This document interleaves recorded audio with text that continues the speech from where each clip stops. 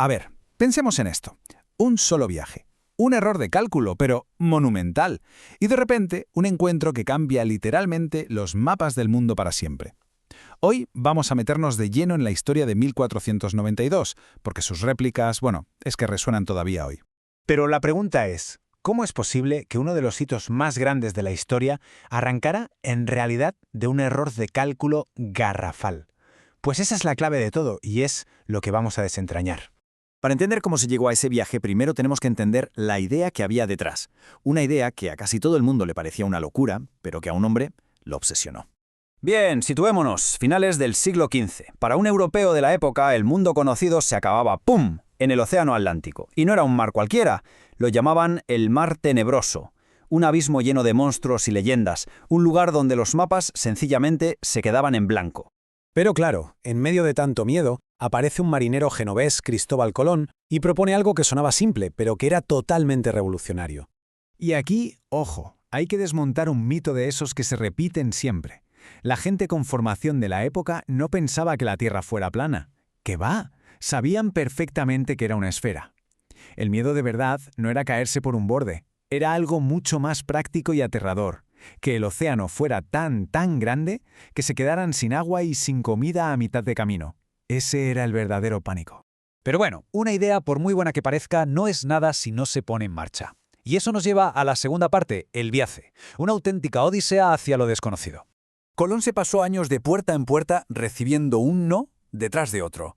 Pero finalmente encontró a alguien que le escuchó, la reina Isabel de España. Acababa de unificar el país y vio en el plan de Colón una apuesta arriesgadísima, sí, pero con una recompensa potencial enorme. Era una apuesta por la gloria, por la fe, y no nos engañemos, sobre todo por la riqueza. Y allá van. El 3 de agosto de 1492, 90 hombres en 3 cascarones de nuez zarpan de Palos. Pero el viaje se convierte rápido en una auténtica pesadilla. Pasa un mes entero, y nada. Ni tierra, ni pájaros, nada. La esperanza empieza a morir. A los 60 días, el miedo se ha convertido en rabia. Se habla de motín, la gente está al límite. Y justo ahí, cuando todo parece perdido, en la madrugada del 12 de octubre, un vigía desde la Pinta pega el grito que lo va a cambiar absolutamente todo. ¡Tierra! Es que la tensión a bordo era tan brutal que Colón tuvo que tirar de un engaño de película. Llevaba 2 diarios de a bordo. Uno, el real, para él, y otro, falso, donde apuntaba menos millas cada día para que la tripulación no se diera cuenta de lo increíblemente lejos que estaban de casa.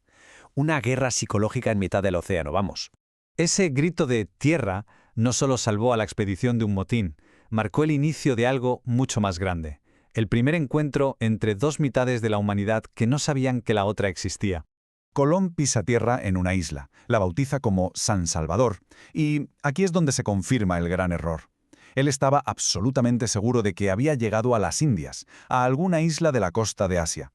Ni por un segundo se le pasó por la cabeza que lo que tenía delante era un continente entero, un nuevo mundo, del que Europa no tenía ni la más remota idea. Aquello tuvo que ser un shock brutal para ambos. Un verdadero choque de realidades. Los españoles veían oro, la posibilidad de encontrar especias y gente a la que podían civilizar y convertir. Los nativos taínos, por su parte, veían seres barbudos bajando de casas flotantes gigantes. Para ellos quizás eran dioses que venían del mar. Eran 2 universos mirándose a los ojos por primera vez. Y claro, ese primer encuentro fue solo la chispa. La chispa que prendió una mecha que desencadenó una reacción en cadena, algo que transformó el planeta para siempre, el gran intercambio. Los historiadores lo llaman el intercambio colombino. Y este es mucho más que comercio, ¿eh? Fue una transferencia masiva de vida a todos los niveles. Plantas, animales, personas, tecnología, ideas y también microbios entre 2 ecosistemas que habían estado separados durante milenias. A ver, ¿nos imaginamos la gastronomía italiana sin tomates? ¿O la alemana sin patatas? ¿O el mundo sin chocolate? Pues todo eso, todo, llegó a Europa desde América. El maíz, el cacao, el tabaco, productos que no solo cambiaron la dieta, sino que revolucionaron la economía mundial. Y el viaje de vuelta, claro, también trajo cosas. A América llegaron el trigo, la caña de azúcar, vacas, cerdos y los caballos, que lo cambiaron todo. Pero en esas bodegas también viajaba algo invisible, mucho más oscuro y absolutamente letal. Las enfermedades. La viruela, el sarampión. Los europeos, sin saberlo, llevaban encima un arsenal biológico para el que los cuerpos de los nativos no tenían ninguna defensa. Ninguna. El resultado fue una catástrofe demográfica sin precedentes, posiblemente la mayor de toda la historia de la humanidad. Todas estas consecuencias, las buenas, las malas y las terribles, nos dejan con un legado increíblemente complejo. Nos dejan con un mundo completamente nuevo, reimaginado a la fuerza. Y si hay algo que resuelve la tremenda ironía de toda esta historia, es esto. Cristóbal Colón murió hasta el final convencido de que había llegado a Asia. Persiguió un objetivo toda su vida y murió sin saber que había conseguido algo infinitamente más grande y completamente diferente. Nunca llegó a comprender que su error de cálculo había conectado dos mitades del planeta, que había dado el pistoletazo de salida a la primera globalización y que, con ese gesto, había puesto la primera piedra de una nueva identidad, una identidad mestiza, que hoy define a todo un continente. Y así, pues, llegamos a la pregunta final, la que sigue abierta a debate. ¿Cómo deberíamos recordar este momento? ¿Fue un descubrimiento, como se enseñaba antes, un encuentro, que es una palabra más neutra, o fue, sin rodeos, una invasión, como defienden otros? Quizás la respuesta más honesta es que fue todo eso a la vez, un momento increíblemente complejo y contradictorio que, para bien y para mal, nos ha hecho ser lo que somos. La pregunta, desde luego, queda ahí.